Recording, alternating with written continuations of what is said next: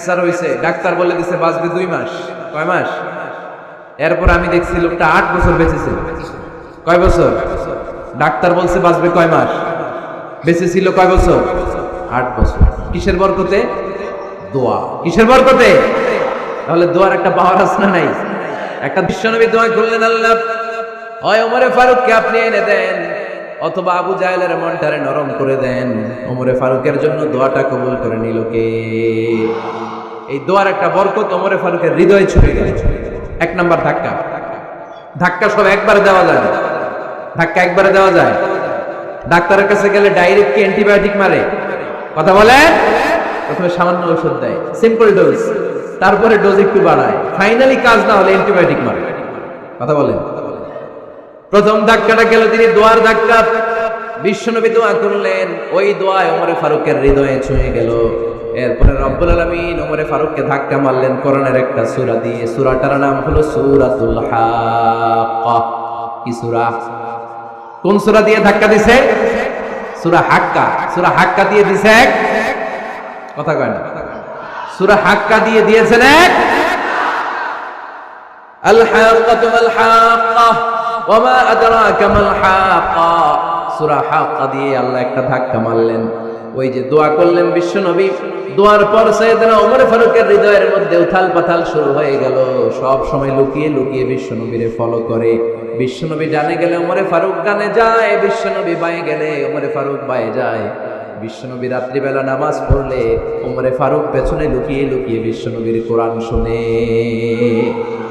বিশ্বনবী মসজিদুল হারামের পাশে দাঁড়িয়ে রাতের এশার সালাত আদায় করছিলেন। ওই টাইমে বিশ্বনবী সূরাতুল হাক্কা তেলাওয়াত করছিলেন। কোন সূরা? সূরাতুল হাক্কা বিশ্বনবী তেলাওয়াত করেছেন। ওমরে ফারুক মন্ত্রমুগ্ধ হয়ে বিশ্বনবীর কণ্ঠের তেলাওয়াত শুনে। বিশ্বনবীর তেলাওয়াতের কণ্ঠ আমাদের কণ্ঠের মতো নাকি? বিশ্বনবীর কণ্ঠ কারি বাসাদের কণ্ঠের মতো? আহমদ বিন ইউসুফের কণ্ঠের মতো? আমার নবীর কণ্ঠের সুরের ঝংকারের সাথে পৃথিবীর কোন কারি সাহেবের তুলনা চলবে? কত মধুর, কত সুন্দর, কত অসাধারণ তেলাওয়াত করতেন আমার বিশ্বনবী। একবার তেলাওয়াত শুনলে পাগল না হয়ে কেউ থাকতে পারত না। বিশ্বনবী ওমরে ফারুককে দেখেন নাই। ওমরে ফারুক লুকিয়ে লুকিয়ে বিশ্বনবীরে ফলো করে। বিশ্বনবী এশার সালাতে সূরা হাক্কা তেলাওয়াত করতে আরম্ভ করলেন।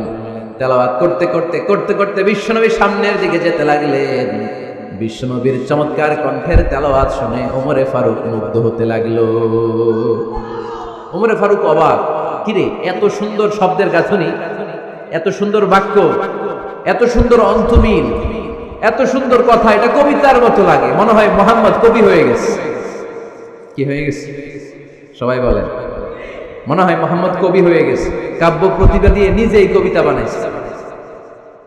ওমরে ফারুক যখন মনে মনে ভাবলেন এগুলো মনে হয় মুহাম্মদ কবিতা পড়ে, মুহাম্মদ মনে হয় কবি হয়ে গিয়েছে। ইন দা মিন টাইম বিশ্বনবী তেলাওয়াত করছিলেন সূরা হাক্কা থেকে, ওয়ামা হুয়া বিকাউলি শাইরিন ক্বালিলাম মা তুমিনুন। এই আয়াতের অর্থ হলো এটা কোনো কবির বানানো কবিতা নয়, তোমরা অল্প সংখ্যক লোকই এই কোরআনের উপরে ঈমান আনো। সুবহানাল্লাহ পড়েন। বিশ্বনবী ওমরে ফারুককে দেখছে নাকি? কথা কয় না। দেখেছে না? বিশ্বনবীর মতো তেলাওয়াত করে যাচ্ছে। ওমর ফারুক যখন মনে করলেন কি রে এই কথাগুলো এত সুন্দর, এটা মনে হয় কবিতা। ইন দ্য মিন টাইম বিশ্বনবী যে আয়াতটা তেলাওয়াত করছিলেন, কোইন্সিডেন্টলি দৈবাত মিলে গিয়েছে। ওই আয়াতের অর্থ ছিল এটা কোনো কবির বানানো কবিতা না, খুব অল্প সংখ্যকই তোমরা ঈমান আনো। এবার তো ওমর ফারুক আটকে উঠলেন, ঘটনা কি? আমি মনে মনে ভাবলাম মুহাম্মদ কবি, আর যেটা পড়তেছে এটা কবিতা, কিন্তু মুহাম্মদ আমার দেখেও নাই, কিন্তু বলতেছে এটা কবির বানানো কবিতা না। তাহলে মুহাম্মদ মনে হয় গণক হয়ে গেছে। কার মনে কি চলে না দেখেই বলতে পারে। নাউজুবিল্লাহ পড়বেন না? ওমর ফারুক এবার মনে মনে ভাবে মুহাম্মদ তাহলে কবি না, আগেরটা ভুল ধারণা আমি করেছি। মুহাম্মদ কবি নয়, মুহাম্মদ হলো গণক। আওয়াজ করে পড়েন না আউযুবিল্লাহ। মুহাম্মদ মানুষের মনে কি চলে গণনা করে সব টের পেয়ে যায়, সব বুঝতে পারে। বিশ্বনবী তখন যে আয়াতটা তেলাওয়াত করছিলেন সেটা হলো ওয়ালা বিকাউলি কাহিনিন ক্বালিলাম মা তাযাক্কারুন।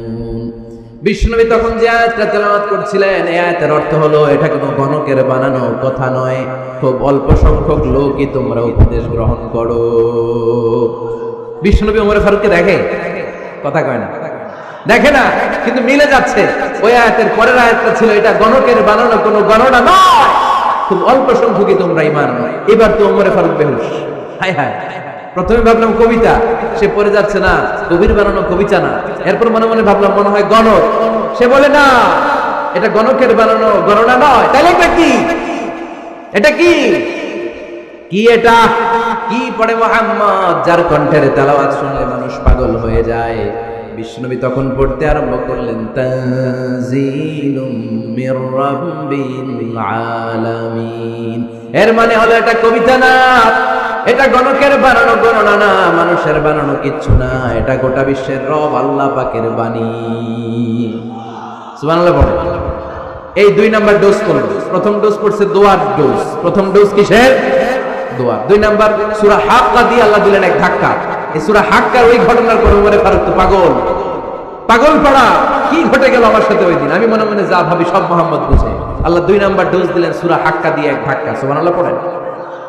এরপর ওমরে ফারুক প্রায় বিশ্বনবীর কথা ভাবেন, বিশ্বনবী কোথায় যান লুকিয়ে লুকিয়ে দেখেন। এবার রব্বুল আলামিন ভাবলেন এবার সূরা তাহা দিয়ে আমি 3 নাম্বার ডোজ দিয়ে দিব। পড়েন সুবহানাল্লাহ। এবার 3 নাম্বার ডোজ পাবেন। কিন্তু শয়তান ওয়াসওয়াসা দিচ্ছে, ওমরে ফারুক যাও, মক্কায় ঘোষণা হয়েছে মুহাম্মদের কল্লা এনে দিতে পারলে এত এত স্বর্ণ মুদ্রা। শয়তানের ওয়াসওয়াসায় আবার ভুল পথে হাঁটতে লাগলেন সাইয়েদনা ওমর। নাঙ্গা তরবারি নিয়ে বিশ্বনবীর মাথা কাটার জন্য বের হয়ে গেলেন। বনু জাহারা গোত্রের একটা লোক বলে, ওমর তুমি কোথায় যাও? ওমরে ফারুক বলেন মুহাম্মাদের কল্লা কাটার জন্য যাচ্ছি। পড়েন নাউজুবিল্লাহ। আবু জাহারা গোত্রের লোক বলে তুমি মুহাম্মাদের কল্লা কাটতে যাও? আরে তোমার বোন ফাতিমা বিনতে খাত্তাব আর তোমার বোনের জামাই সাঈদ, এরা তো দুজন কালিমা পড়ে মুসলমান হয়ে গেছে। আরে মুহাম্মাদের কল্লা পরে কাটো, আগে ঘর সামলাও। যে ওমর, আগে ঘর সামলাও, পরে তুমি মুহাম্মাদের কল্লা কাটতে যাও। ওমরে ফারুক রেগে গেলেন, রাস্তা ঘুরিয়ে বাড়ির দিকে চলতে আরম্ভ করলেন। রাগে তিনি গড়গড় করছেন। ওমরে ফারুকের বোন ফাতিমা বিনতে খাত্তাব, বোনের জামাই সাঈদ, তাদের দুইজনকে খাব্বাব রাদিয়াল্লাহু তাআলা আনহু সূরা তাহা ঘরের ভিতরে তেলাওয়াত করে শোনাচ্ছিল। পড়েন সুবহানাল্লাহ। সূরা তাহা দিয়ে আল্লাহ একটু করে ধাক্কা মারবে আরেকবার। ওমরে ফারুক যখন আসলেন, ওমরে ফারুকের আওয়াজ শুনে খাব্বাব রাদিয়াল্লাহু তাআলা আনহু লুকিয়ে গেলেন। ওমরে ফারুক দরজার মধ্যে কড়া নাড়লেন। বোন বলে, কে তুমি? সাইয়েদনা ওমর বললেন, আমি ওমর। খুলে দেওয়া হলো। ঘরের ভেতরে ঢুকেই কথা নাই বার্তা নাই, নিজের আপন বোনকে মারতে শুরু করলো ওমর। বোন জামাইকে আঘাত করতে শুরু করলো। মারতে মারতে নিজের কলিজার টুকরা বোনকে, বোনের জামাইকে সাইয়েদনা ওমরে ফারুক পিটাতে পিটাতে রক্তাক্ত করে ফেললেন। গা দিয়ে ফিনকি বের হয়ে যখন রক্ত বের হয়, সাইয়েদনা ওমরে ফারুকের দিলের মধ্যে মায়া তৈরি হয়ে যায়। সাইয়েদনা ওমরে ফারুক বললেন, আমার কলিজার টুকরা বোন আর বোন জামাই, তোরা কেন মুহাম্মাদের কথায় পাগল হলি? বুঝলাম না কেন মক্কার লোকগুলো পাগল পড়া হয়ে সব মুহাম্মাদের দলে চলে যায়। কি এমন কথা মুহাম্মদ তোদের শোনায়, কি এমন বাণী তোদের শোনায় যে বাণী শুনে সব তোরা মুহাম্মাদের দলে চলে গেলি? কি আছে মুহাম্মাদের কাছে? কি কি জাদুটা? কি কি জাদু পেলি সেখানে? আমার একটু দেখা। বোন ফাতেমা বলে, না ভাই, ইন্নাকা রিজিস, তুমি নাপাক। লা ইয়ামাসসুহু ইল্লাল মুতাহহারুন, পাক পবিত্র না হয়ে আল্লাহর এই কালামে স্পর্শ করা যায় নাকি? আওয়াজ করে বলেন, স্পর্শ করা যায়? ভাই তুমি গোসল করে আসো, তাহলে তোমার হাতে তুলে দিব, তুমি পড়লেই বুঝতে পারবা কি আছে আল্লাহর এই কোরআনে। সুবহানাল্লাহ পড়েন। সাইয়েদনা ওমর ফারুক গোসল করে আসলেন। বোন এবার সূরা তাহা চামড়ার মধ্যে সূরাতু তাহার কিছু অংশ লিখে খাব্বাব রাদিয়াল্লাহু তাআলা আনহু লুকিয়েছিলেন ওনার হাত থেকে। সূরা তাহার অংশটা নিয়ে সাইয়েদনা ওমর ফারুকের বোন ওমর ফারুকের হাতে দিয়ে বলল, ভাই তুমি আসার আগে এই অংশটা সবাই মিলে তেলাওয়াত করছিলাম। ওমর ফারুকের হৃদয়টা তখন একেবারে নরম, কারণ আগে ধাক্কা খাইছে কয়টা? জোরে বলতে হবে। প্রথম ধাক্কাটা কিসের? হ্যাঁ, দোয়া। দ্বিতীয়টা হাক্কা, সূরার নাম হাক্কা দিয়ে দিয়েছেন আল্লাহ ধাক্কা। এবার দিলে সূরা তাহার ধাক্কা। ওমর ফারুক হাতে নিলেন। খুব ভালো আরবি জানতেন, চমৎকার আরবির অর্থ বুঝতেন, কারণ আরবি ভাষাভাষী মানুষ। হাতে নিয়ে নজর দেওয়ার পরে ওনার চোখ দিয়ে দাঁড় দাঁড় করে পানি বের হয়ে গেল। ওমর ফারুক আয়াতগুলোর দিকে তাকিয়ে পড়তে আরম্ভ করলেন। তাহা মা আনজালনা আলাইকাল কুরআনা লিতাশকা ইল্লা তাযকিরাতান লিমান ইয়াখশা তানজিলাম মিম্মান খালাকাল আরদা ওয়াস সামাওয়াতিল উলা। পড়েন সুবহানাল্লাহ।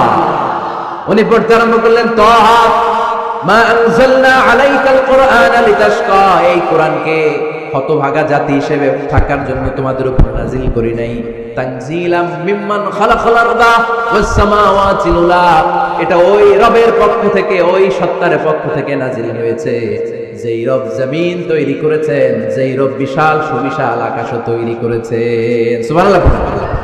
সূরা তাহা এই চমৎকার অসাধারণ শব্দ গাঁথনি দিয়ে এই আয়াতগুলো যখন পড়তে আরম্ভ করলেন, ওমর ফারুক আর নিজের উপর ব্যালেন্স রাখতে পারলেন না, আর ধরে রাখতে পারলেন না। এবার ডাইরেক্ট অ্যাকশন। এবার কি? এবার কি?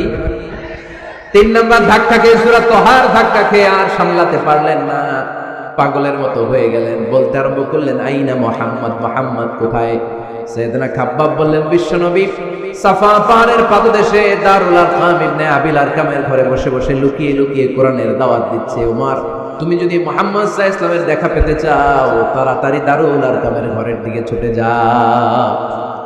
ওমর ফারুক তলোয়ার নিয়ে ছুটলেন, পাগলের মতো ছুটলেন, আর ধৈর্য ধারণ করতে পারেন না।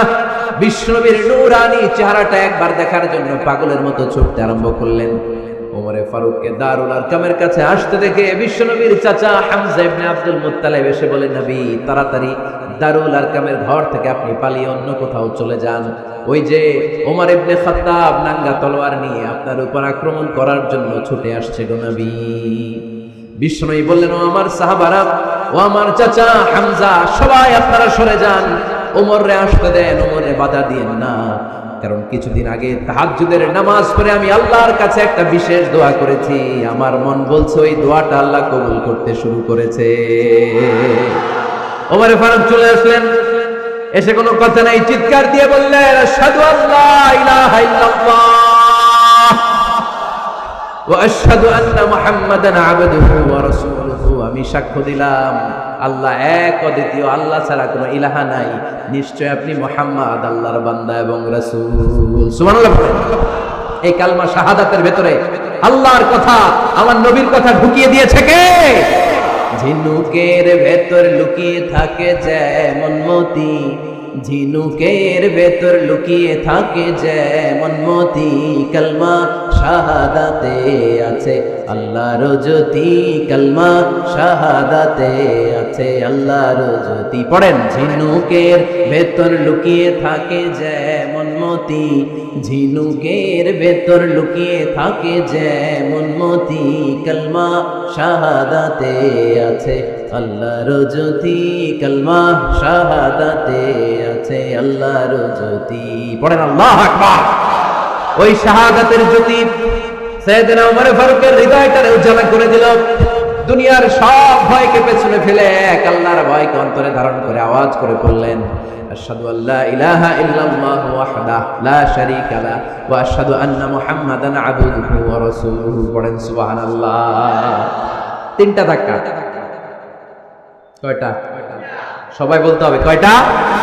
প্রথম ধাক্কাটা দোয়া, দ্বিতীয় ধাক্কা হাক্কা, তৃতীয় ধাক্কা সূরা তাহা। 3টা ধাক্কার মাধ্যমে সাইয়েদনা ওমর ফারুককে মুসলমানদের লিডার বানায় দিল কে? ওমর ফারুক কালিমা পড়ে মুসলমান হয়ে গেছে। নও-মুসলিম সাহাবাদের মধ্যে আনন্দের বন্যা বয়ে গেল। বিশ্বনবী খুশি হয়ে গেলেন, আল্লাহ শুকরিয়া করলেন, আল্লাহ তুমি আমার দোয়া ফিরিয়ে দাও নাই, আমি বলেছি দুজনের একজনকে চাই, তুমি ওমর ফারুককে দান করেছো। বলেন আলহামদুলিল্লাহ। এবার ওমর ফারুক বিশ্বনবীকে প্রশ্ন করলেন, নবী আলাসনা আলাল হক, আমি প্রশ্ন করি উত্তর দেন, আমরা কি সত্যের উপর নাই? বিশ্বনবী বললেন, বালা ওমর, আমরা এই সত্যের উপরে আছি। আমাদের কোরআন কি সত্য নয়? বিশ্বনবী বললেন, কোরআনও সত্য। আমাদের রব আল্লাহ কি সত্য নন? বিশ্বনবী বললেন, সত্য। ওমর ফারুক বললেন, তাহলে ফিমাল ইখতিফা, তাহলে লুকিয়ে লুকিয়ে আর গোপনে দাওয়াতি কাজ কেন? আপনি সত্য নবী, কোরআন সত্য কিতাব, আমার রব আল্লাহ সত্য, আর আমি ওমর কালিমা পড়ে মুসলমান হয়ে গিয়েছি, তাহলে ফিমাল ইখতিফা, আর লুকিয়ে লুকিয়ে কোরআনের দাওয়াত দিবেন কেন? বের হন, মক্কার শহরের মাঝখানে চলে আসেন, চিৎকার করে আমরা আল্লাহর নামের ঘোষণা দেব। বিশ্বনবী বললেন, না ওমর।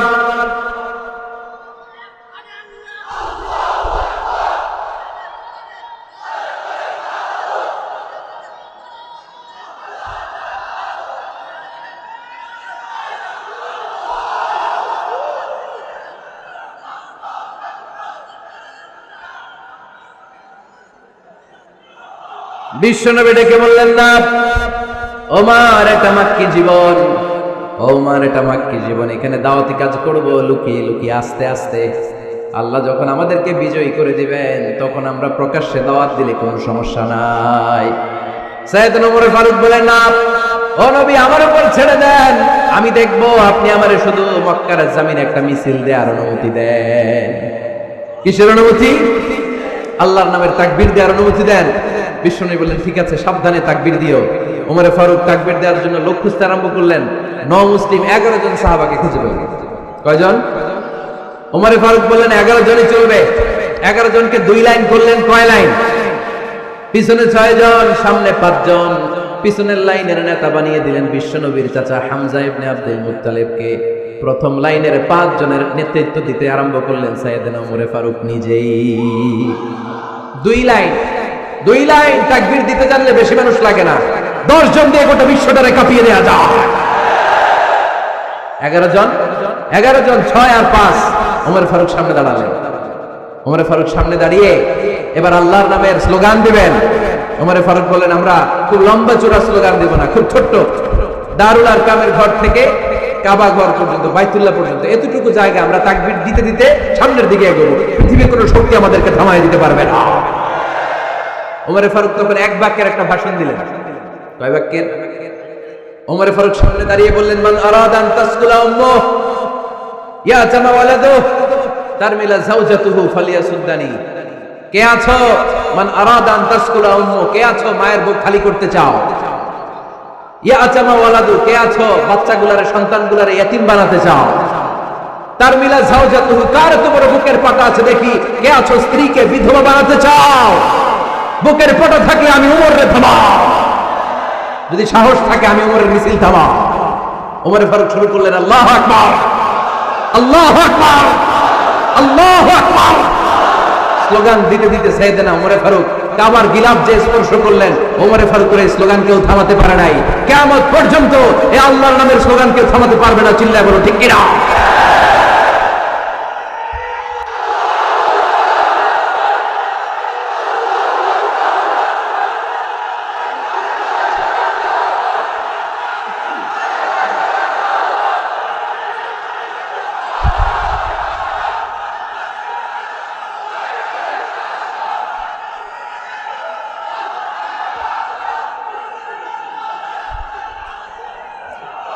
ওমর ফারুকের স্লোগান সেদিন মক্কায় কেউ থামাইতে পারছিল?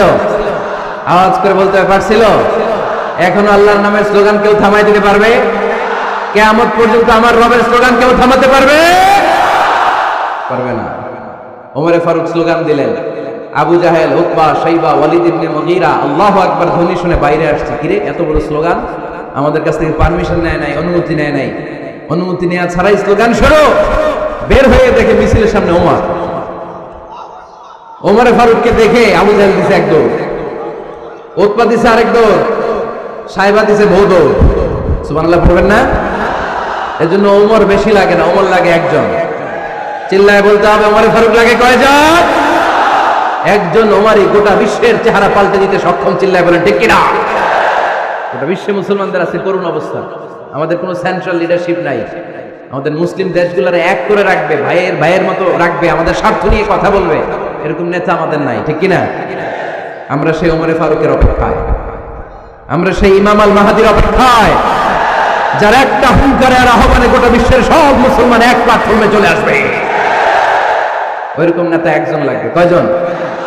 গোটা মুসলিম উম্মাহকে একত্রিত করার জন্য একজন ওমরে যথেষ্ট। ঠিক কিনা? আবার বিশ্বনবী বলছেন, লা নাবিয়্যা বা'দি ওয়ালা রাসূলা, আমার পরে কোনো নবী নাই, আমার পরে কোনো রাসূল নাই।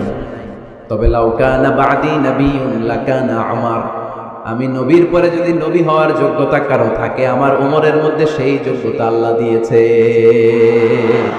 প্রভু তুমি বলেছো রাসূল দেবে না, বলনি দেবে না বলনি দেবে না হামজা তারিখ, খালিদ বিজয় সমর। প্রভু তুমি বলেছ রাসূল দেবে না, বলনি দেবে না বলনি দেবে না হামজা তারিখ, খালিদ বিজয় সমর। প্রভু তুমি বলেছ রাসূল দেবে না। আল্লাহু আকবার। একটা আমার দরকার, কয়জন দরকার? কয়জন দরকার? এই পুরা উম্মাহ, মুসলিম উম্মার মধ্যে ওনার পজিশন নাম্বার 3। ওমর ফারুকের পজিশন নাম্বার 1 নম্বর পজিশন বিশ্বনবী সাল্লাল্লাহু আলাইহি ওয়াসাল্লাম। দ্বিতীয় পজিশন আবু বকর। আর 3 নম্বর পজিশন, সুবহানাল্লাহ পড়বেন না? আশরাতুল মুবাশশিরিনা বিল জান্নাহ, জান্নাতের সুসংবাদ প্রাপ্ত অনেক সাহাবার কথা হাদিসে পাওয়া যায়, কিন্তু এক হাদিসে আল্লাহ রাসূল সাল্লাল্লাহু আলাইহি ওয়াসাল্লাম 10 জন সাহাবীর কথা বলেছেন। ওই 10 জনের ভেতরে সাইয়েদনা ওমর ফারুক আছে না নাই? আবার ওমর ফারুক ছিলেন বিশ্বনবীর শ্বশুর। সাইয়েদনা ওমর ফারুকের কন্যা হাফসা রাদিয়াল্লাহু তাআলা আনহাকে বিশ্বনবী বিয়ে করে ওমর ফারুকের জামাই হয়েছে, আর ওমর ফারুককে বিশ্বনবী শ্বশুর বানিয়েছে। সুবহানাল্লাহ পড়েন। আগে জানতেন এটা? ওমর ফারুক রাদিয়াল্লাহু তাআলা আনহু যে বিশ্বনবীর শ্বশুর ছিল, এটা আজকে প্রথম জানলেন। কে কে দেখি? দেখছেন? অনেকেই জানেন। মাশাআল্লাহ, হাত নামান। আমরা জেনে নিব, জানতে কোনো সমস্যা নাই। বাঁচতে হলে জানতে হবে। বাঁচতে হলে কি করতে হবে? জানতে হবে। 4 জন খলিফার 2 জন হচ্ছে বিশ্বনবীর মেয়ের জামাই, বাকি 2 জন হচ্ছে বিশ্বনবীর শ্বশুর। সাইয়েদনা উসমান রাদিয়াল্লাহু তাআলা আনহুর কাছে বিশ্বনবী সাল্লাল্লাহু আলাইহি ওয়াসাল্লাম 2 কন্যাকে বিয়ে দিয়েছেন। বিষ্ণু সাল্লাল্লাহু আলাইহি ওয়াসাল্লামের মোট কন্যা 4 জন। কয়জন? বড় মেয়ের নাম যায়েনব রাদিয়াল্লাহু তাআলা আনহা, ওনার স্বামীর নাম ছিল আবুল আস ইবনে রাবিয়া। তারপরের মেয়ের নাম হচ্ছে উম্মে কুলসুম, ওনাকে বিয়ে দিয়েছিলেন বিশ্বনবী সাইয়েদনা ওসমান রাদিয়াল্লাহু তাআলা আনহুর সাথে। উম্মে কুলসুম রাদিয়াল্লাহু তাআলা আনহার ইন্তেকালের পরে আরেক মেয়ে রুকাইয়াকে বিশ্বনবী সাইয়েদনা ওসমানের কাছে আবার বিয়ে দিয়ে দিলেন। সুবহানাল্লাহ পড়েন। আর সবচেয়ে ছোট্ট কন্যা ফাতেমা রাদিয়াল্লাহু তাআলা আনহাকে বিয়ে দিয়ে দিলেন নিজের চাচাতো ভাই সাইয়েদনা আলী রাদিয়াল্লাহু তাআলা আনহুর সাথে। তার মানে সাইয়েদনা ওসমান আর সাইয়েদনা আলী ছিল বিশ্বনবীর মেয়ের জামাই, ঠিক কিনা? আর সাইয়েদনা আবু বকর রাদিয়াল্লাহু তাআলা আনহুর কন্যা আয়েশা রাদিয়াল্লাহু তাআলা আনহাকে বিশ্বনবী বিয়ে করে আবু বকর রাদিয়াল্লাহু তাআলা আনহুকে বানালেন শ্বশুর। আর ওমর ফারুকের কন্যা হাফসা রাদিয়াল্লাহু তাআলা আনহাকে বিয়ে করে ওমর ফারুককেও বানালেন শ্বশুর। তাহলে 4 খলিফার 2 জন জামাই। 2 জন? আওয়াজ করে বলতে হবে। 4 খলিফার 2 জন, বাকি 2 জন। ওমর ফারুক রাদিয়াল্লাহু তাআলা আনহুকে আল্লাহ তাআলা জ্ঞানও দিয়েছেন, আবার প্রজ্ঞাও দিয়েছেন। জ্ঞান আর আল্লাহর ভয়, তাকওয়া। আমার প্রিয় ভাইরা, রামগঞ্জের ভাইরা, তাই না? রামগঞ্জের ভাইরা, কোন ব্যক্তিকে যদি আল্লাহ তাআলা জ্ঞান দেয়, আবার যদি তাকওয়ার গুণ দেয়, জ্ঞানও আছে আবার আল্লাহর ভয়ও আছে, এই লোকের কেউ থামায় রাখতে পারে না। এরা কেউ থামায় রাখতে পারে না। সে গোটা বিশ্ব জয় করছে। সাইয়েদনা ওমর ফারুককে আল্লাহ তাআলা জ্ঞানও দিয়েছেন, আবার তাকওয়াও দিয়েছেন। সুবহানাল্লাহ বলেন। বিশ্বনবী সাল্লাল্লাহু আলাইহি ওয়াসাল্লাম স্বপ্ন দেখলেন, বিশ্বনবী দুধ খাচ্ছেন, আঙ্গুলের ভেতর দিয়ে ফাঁক দিয়ে দুধ বের হয়, বিশ্বনবী দুধ খাচ্ছেন। খেতে খেতে একটু দুধ আঙ্গুলে লেগে আছে, এই আঙ্গুলটা কারো মুখে না দিয়ে বিশ্বনবী সাল্লাল্লাহু আলাইহি ওয়াসাল্লাম ওমর ফারুকের মুখের ভিতরে ঢুকাই দিলেন। অতিরিক্ত দুধটা ওমর ফারুক খেলেন। সাহাবারা বললেন, মাযা ওয়ালতা বিহি ইয়া রাসূলুল্লাহ, হে আল্লাহর রাসূল, এই স্বপ্ন দিয়ে কি বুঝালেন? বুঝলাম না। বিশ্বনবী সাল্লাল্লাহু আলাইহি ওয়াসাল্লাম বললেন, আউয়ালতু বিহি আল ইলম, এটা দিয়ে আমি জ্ঞান বুঝিয়েছি, কারণ অতিরিক্ত দুধের অংশটা আমি কাউরে না দিয়ে ওমরকে দিয়েছি, তার মানে ওমরের জ্ঞানের কোনো তুলনা হয় না। এজন্য স্বপ্নে যদি কেউ দেখেন আপনি দুধ পান করছেন, এটা প্রমাণ করে আল্লাহ তাআলা আপনাকে দ্বীনের জ্ঞান দান করেন।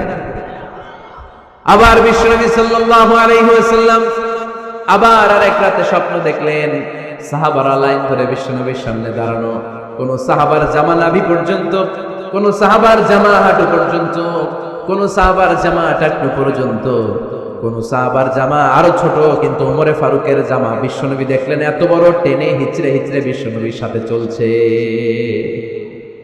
সুবহানাল্লাহ পড়বেন না? সাহাবারা বললেন, মা দাওয়ালতা বিহি ইয়া রাসূলুল্লাহ, হে আল্লাহর রাসূল, এটা দিয়ে আপনি কি বুঝাতে চাইলেন? বিশ্বনবী বললেন, আউয়ালতু বিহি আত-তাকওয়া, এটা দ্বারা আমি দ্বীন, দ্বীনদারি বুঝালাম, তাকওয়া বুঝালাম। সুবহানাল্লাহ পড়েন। বিশ্বনবী দেখলেন কোন সাহাবার জামা এতটুকু, কোন সাহাবার জামা এত লম্বা, কোন সাহাবার জামা পা পর্যন্ত লম্বা, আর সাইয়েদনা ওমর ফারুককে দেখলেন, ওনার জামা এত লম্বা, ওমর ফারুক টেনে হিচড়ে জামা নিয়ে চলতেছে। বিশ্বনবী বুঝাতে চাইলেন, ওমরের যেহেতু জামা লম্বা, ওমরের ভেতরে আল্লাহর ভয়, দিনদারিও খুব বেশি, চিল্লায় বলেন ঠিক কি না? জ্ঞানও দিয়েছেন, আবার দিনদারিও দিয়েছেন। এই দুইটা জিনিস যদি থাকে, এই পৃথিবীতে তাকে সফল রাষ্ট্রনায়ক বানায় দেয় কে?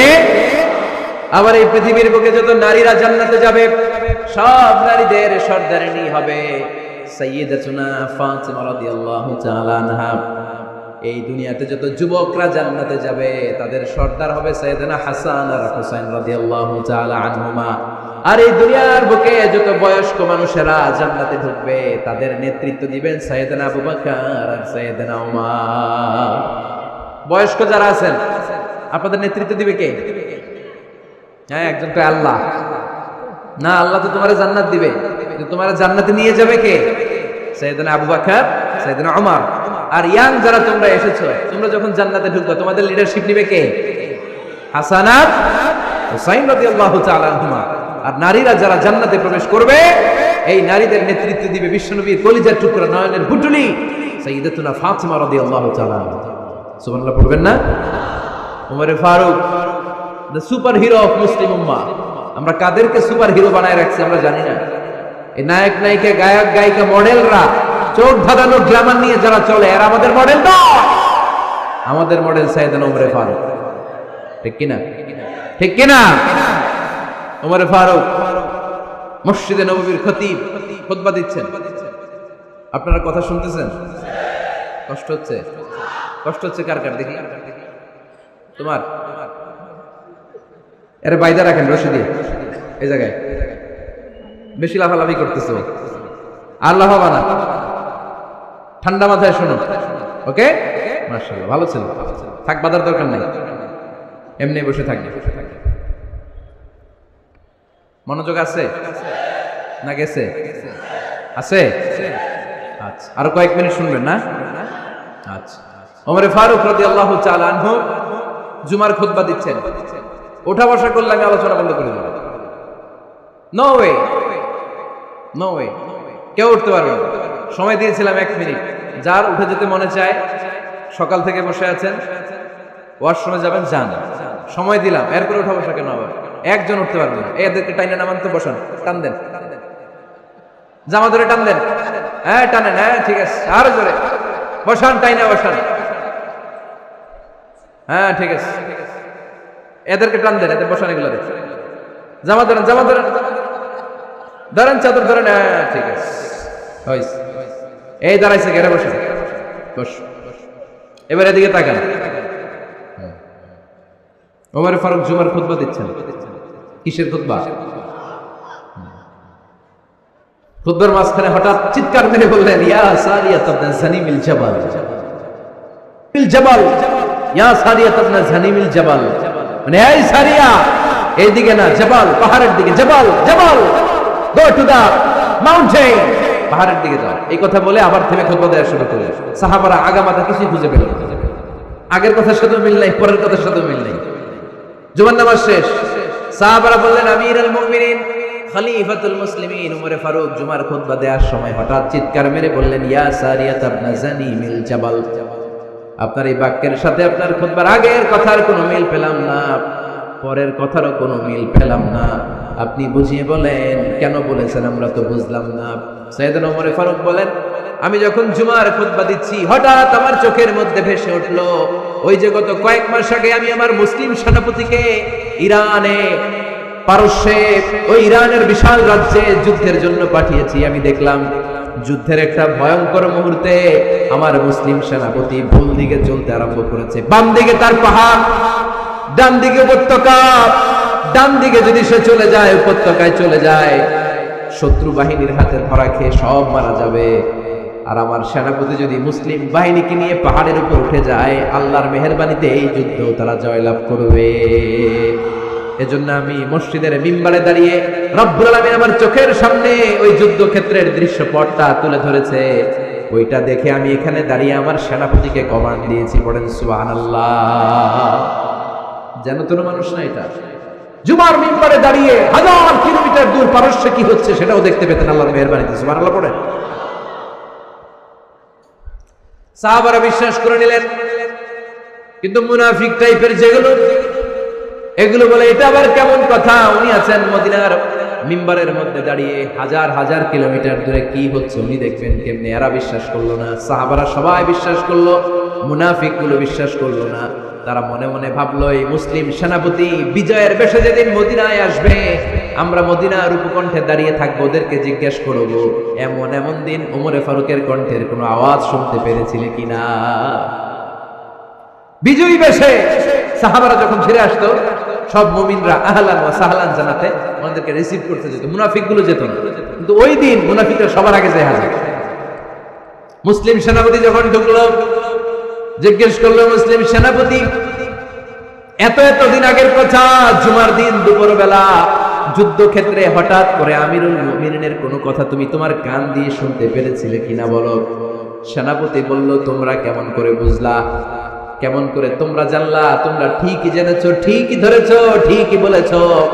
যুদ্ধের কঠিন মুহূর্তে ভুল করে আমি উপত্যকার দিকে মুসলিম বাহিনীকে নিয়ে ছুটতে আরম্ভ করেছিলাম, হঠাৎ করে আমিরুল মুমিনিনের একটা কণ্ঠ আমার কানের ভেতরে ভেসে আসলো। আমি শুনতে পেলাম, ইয়া সারিয়া তাবনাজানি মিল জাবাল, ডান দিকে উপত্যকার দিকে যেও না, তাড়াতাড়ি বাম দিকে পাহাড়ের উপর চড়ে যাও।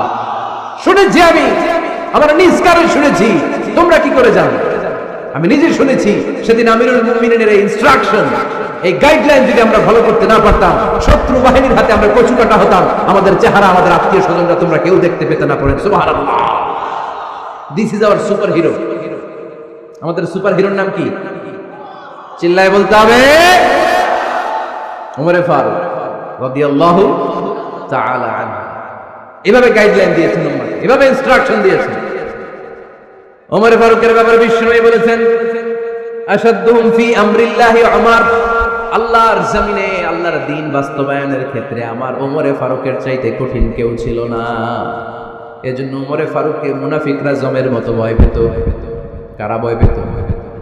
এমনকি শয়তানও ভয় পেত। সুবহানাল্লাহ পড়েন। বিশ্বনবী বলতেন, মা লাকিয়াকা শাইতানু সালিকান ফাজ্জান ইল্লা সালাকা ফাজ্জান গায়রা ফাজ্জিন। ওমর, তোমার যদি ইবলিস শয়তান এই রাস্তা দিয়ে হেঁটে আসতে দেখে, ইবলিস শয়তান এই রাস্তা রেখে দিয়ে অন্য রাস্তা দিয়ে হাঁটে। ওমর, তুমি যদি এই রাস্তা দিয়ে হাঁটো, শয়তান জীবন ওই রাস্তা দিয়ে হাঁটবে না, এই রাস্তা দিয়ে আরেক রাস্তা দিয়ে হাঁটে। সুবহানাল্লাহ কইতে পারলেন না? আল্লাহর হাবিব সাল্লাল্লাহু আলাইহি ওয়াসাল্লামের স্ত্রীরা মাঝে মাঝে রাসূল সাল্লাল্লাহু আলাইহি ওয়াসাল্লামের কাছে বায়না ধরতো, নবী আমাদেরকে এইটা দেন, ওইটা দেন, আমাদের ঘরে এইটা নাই, ওইটা নাই। বিশ্বনবীকে, আমার কাছে কিচ্ছু নাই, থাকলে এমনি থাকো, নাইলে যাও। কিন্তু বিবিরাও ছাড়ে না, নবী আমাদের এটা দেন, ওইটা দেন, বায়না ধরছে সব বিবিরা। বিষ্ণুবীর স্ত্রী ছিল কয়জন? হ্যাঁ, কয়জন? 11 জন। দাসী 2 জন, সব মিলে 13 জন। 11 স্ত্রী ধরছে, নবী এটা দেন, ওইটা দেন। বিষ্ণু বলে কিছু নাই, স্ত্রীরাও ছাড়ে না। ইন দ্য মিন টাইম বিষ্ণুনবী হঠাৎ একটা সালাম শুনতে পেলেন। কে যেন দরজার মধ্যে এসে দাঁড়িয়ে নক দিচ্ছে আর বলছে, আসসালামু আলাইকুম ওয়া রাহমাতুল্লাহ। বিষ্ণুনবী সালামের উত্তর দিলেন, ওয়া আলাইকুম আসসালাম ওয়া রাহমাতুল্লাহ। আর বিষ্ণুনবী বুঝতে পেলেন এটা সাইয়েদনা ওমরে ফারুকের কণ্ঠ। কার কণ্ঠ? সালামের উত্তর দিয়ে বিবিদের দিকে তাকায় দেখে একটা বিবিও নাই, সব অন্দরমহলে দৌড়। সুবহানাল্লাহ কইবেন না? এটারে ভয়ের কারণে দৌড় এটা বলে না, শ্রদ্ধার কারণে, তার হাইবাতের কারণে। হাইবাত, পার্সোনালিটি, এটাকে বলে হাইবাত ওমর। ওমরে ফারুকের হাইবাত, পার্সোনালিটি এত স্ট্রং ছিল, ওনাকে দেখলেই মানুষ ভয় পেত, ইসলামের জন্য ভয়। সুবহানাল্লাহ পড়তে হবে।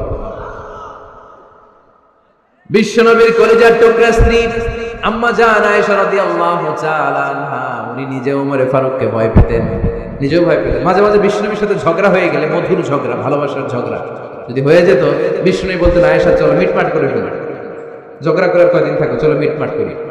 তো মিটমাট করার জন্য রাজি আছো? আম্মা জান আয়েশা বলতেন, হ্যাঁ রাজি আছি। তো কারে আনা যায়? ওমরে ডেকে আনি মিটমাট করার জন্য। আয়েশা রাদিয়াল্লাহু তাআলা আনহা বলে, ওরে বাপ রে বাপ, ওমর, না না, ওমর খালিজ, ওমরে ফারুকের ভয় লাগে আমার। সুবহানাল্লাহ কইবেন না? বিশ্বনবী যখন বলতেন, আয়েশা তাহলে তোমার আব্বুকে ডেকে আনি, আম্মা জান আয়েশা বলতেন, ঠিক আছে, আব্বুকে ডেকে নিয়ে আসেন। আবু বকর রাদিয়াল্লাহু তাআলা আনহু ডেকে নিয়ে আসেন। আমার আব্বুর মতো নরম দিলের মানুষ আমি জীবনে দেখি নাই। আবু বকর রাদিয়াল্লাহু তাআলা খুব নরম দিলের লোক ছিলেন, তার বিপরীতে ওমরে ফারুক ছিলেন খুব কঠিন মেজাজের। দুইটাই লাগে, কথা কন, নরমও যেমন লাগে, গরমও লাগে। নরম গরমের সমন্বয় দরকার আছে না নেই? আর সুপার হিরো ওমরে ফারুক রাদিয়াল্লাহু তাআলা আনহু। আমরা যাদের আমাদের ছোট্ট বাচ্চা আছে, ঘরে 2 বছর 3 বছরের শিশু আছে না আমাদের, রাতের বেলা দেখবেন খেতে চায় না, খালি মায়ের জ্বালায়। তো মা তখন বলে এই খাও নাইলে ভূত আসবে, ওই যে বিড়াল আসবে, বাঘ আসবে, ভাল্লুক আসবে, এগুলো বলে না? এগুলো বলে ভুলিয়ে বালিয়ে বাচ্চাকে ভয় দেখিয়ে খাওয়াতে চায়। লক্ষ্মীপুরে আপনারা কিসের ভয় দেখান? হ্যাঁ, ভূতের? কিসের কিসের? বাঘের? কালা বিলাই, কালাচান। আচ্ছা, তো এই যে বাঘ আসবে, ভাল্লুক আসবে, এই তাড়াতাড়ি খাও, বাঘ আসবে। বাঘের কথা শুনলে বাচ্চারা খেয়ে ফেলছে ভয়ে। এই ভূত আসলে, ভূত তাড়াতাড়ি খা, না খাইলে ভূতে ধরবে, তোরে খা, সাথে সাথে খায়। মদিনাতে যখন ওমরে ফারুক রাদিয়াল্লাহু তাআলা আনহু মদিনার খলিফা, তখন মদিনার বাচ্চারাও মাদেরকে এরকম জ্বালাতো, খেতে চাইতো না। মায়েরা খাবার নিয়ে বাচ্চাদের পেছনে ঘুরতো। তখন মদিনার মায়েরা বাচ্চাদেরকে বলতো তাড়াতাড়ি খাও, হা হুয়া ইয়াতি ওমর, হুয়া ওমর, তাড়াতাড়ি খাও, এই যে ওমর আসতেছে, ওমর ওমর আসতেছে শুনলেই বাচ্চারা তাড়াতাড়ি খেয়ে ফেলতো, বাঘের মতো ভয় পেত। চিল্লায় পড়েন আল্লাহু আকবার। মুসলিম ইতিহাসে প্রথম চিফ জাস্টিস আবু বকর রাদিয়াল্লাহু তাআলা আনহু যখন খলিফা, চিফ জাস্টিস বানাই দিয়েছেন ওমরে ফারুককে। সর্বপ্রথম কোরআন সংকলনের পরামর্শ দিয়েছেন সাইয়েদনা ওমরে ফারুক। এই যে কোরআন 114 সূরা 30 পারা, আগে কি এরকম ছিল? কথা কন না কেন? আগে গাছের পাতায় লেখা ছিল, পশুর চামড়ায় লেখা ছিল, ওটের হাড্ডির মধ্যে লেখা ছিল কোরআন। এভাবে যখন হাফেজে কোরআন সাহাবারা শহীদ হতে আরম্ভ করলো, এক যুদ্ধে টানা 70 জন হাফেজে কোরআন সাহাবা নিহত হলেন, শহীদ হলেন। ওমরে ফারুক তখন আবু বকর রাদিয়াল্লাহু তাআলা আনহুর কাছে যেয়ে বললেন, আবু বকর, আপনি কোরআন জমা করেন, সব কোরআনের কপিগুলো একসাথে করে এরকম একটা কোরআন করেন। আবু বকর বললেন, না, আমার নবী যেটা করেন আমি এটা করতে পারি না। কিন্তু ওমরে ফারুককে ছাড়েন, আর এটা করেন, করলে ভালো হবে, গোটা মুসলিম উম্মাহ উপকৃত হবে। বারবার বারবার বারবার সাইয়েদনা আবু বকর রাদিয়াল্লাহু তাআলা আনহুকে এত জোরাজুরি করতেছিলেন, অবশেষে আবু বকর রাদিয়াল্লাহু তাআলা আনহু বললেন, ওমরে ফারুকের জোরাজুরিতে এই কাজের জন্য আল্লাহ তাআলা আমার হৃদয়টারে খুলে দিলেন। আল্লাহ আমার হৃদয়ের ভিতরে ইলহাম করে দিলেন, আর আল্লাহ বুঝাতে চাইলেন, আবু বকর, ওমরের কথাই শোনো, ওমর যেটা বলে তেমনটাই করো। কারণ ওমরে ফারুককে বলা হয় মুহাদ্দিস। কি বলে? সবাই বলেন কি বলে? মুহাদ্দিস নামিয়া। মুহাদ্দিস মানে যে হাদিস বিশারদ, আর মুহাদ্দিস মানে যার মুখ থেকে আল্লাহর কথাগুলো বের হয়। আল্লাহ কি বলতে চায়, আল্লাহ তাআলা ওই কথাগুলো, ওই ভাবনাগুলো ওই লোকের মুখ দিয়ে বের করে দেয়। জোরে পড়েন সুবহানাল্লাহ। বিশ্বনবী বললেন, লিকুল্লি উম্মাতিন মুহাদ্দিস, সব উম্মতের মধ্যে আল্লাহ তাআলা একজন করে মুহাদ্দিস পাঠায়। আমার উম্মতের মধ্যে মুহাদ্দিস লোকটার নাম হলো ওমর। বিভিন্ন সময়ে ওমরে ফারুক যেমনটা ভাবতেন, ঠিক তেমন তেমন কোরআনের আয়াত পাঠিয়েছে কে?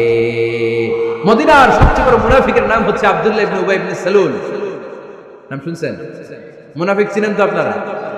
ভিতরে এক, বাইরে আরেক। তার নাম সর্দার হচ্ছে আব্দুল্লাহ ইবনে উবাই ইবনে সালুল। ইন্তেকালের পরে তার ছেলে আব্দুল্লাহ এসে বলে, ইয়া রাসূলুল্লাহ, এটা চমৎকার ঘটনা, মনোযোগ দিয়ে শুনুন। ইয়া রাসূলুল্লাহ, আমার আব্বা আব্দুল্লাহ ইবনে উবাই ইবনে সালুল মুনাফিকদের লিডার, আপনিও জানেন আমিও জানি, কিন্তু আমার তো বাবা, আমার কি, আমার তো মায়া লাগে।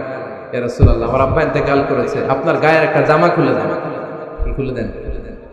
এই জামাটা দিয়ে আমার বাবার দাফন দিব, আর আপনি যে আমার বাবার জানাজার নামাজের ইমামতি করবেন, আসেন। ওমরে ফারুক বললেন, না, আপনি যাবেন না। বিশ্বনবী দয়ার নবী, মায়ার নবী, রহমতের নবী, মায়া লেগে গেছে, আব্দুল্লাহর চোখের পানি দেখে যেতে আরম্ভ করলেন। ওমরে ফারুক বললেন, খবরদার, নবী যাবেন না। বিশ্বনবী যাওয়ার জন্য রওনা হলেন। ওমরে ফারুক বিশ্বনবীর জুব্বা টেনে ধরলেন। সুবহানাল্লাহ। আমাদের দেশে হইলে কি বলতাম আমরা? বেয়াদবি করছে না? না, সম্পর্কটা এমন ছিল। ওমরে ফারুক জুব্বা টেনে ধরেছেন।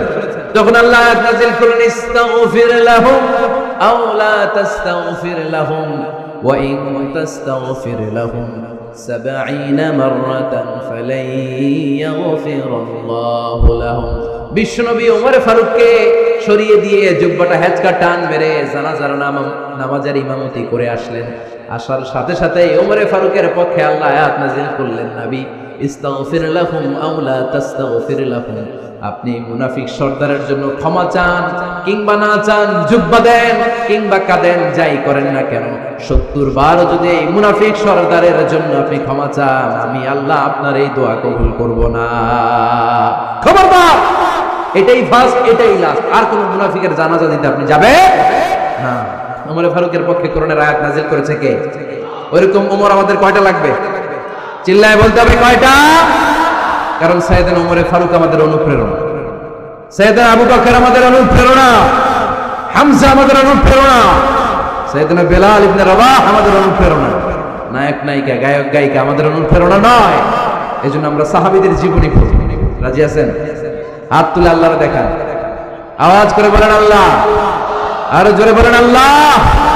নবীর সাহাবারা আমাদের মডেল, আমরা যেন সাহাবাদের দেখানো পথে মতে থাকতে পারি, চলতে পারি, আমল করতে পারি, সমাজটারে পরিবর্তন করতে পারি।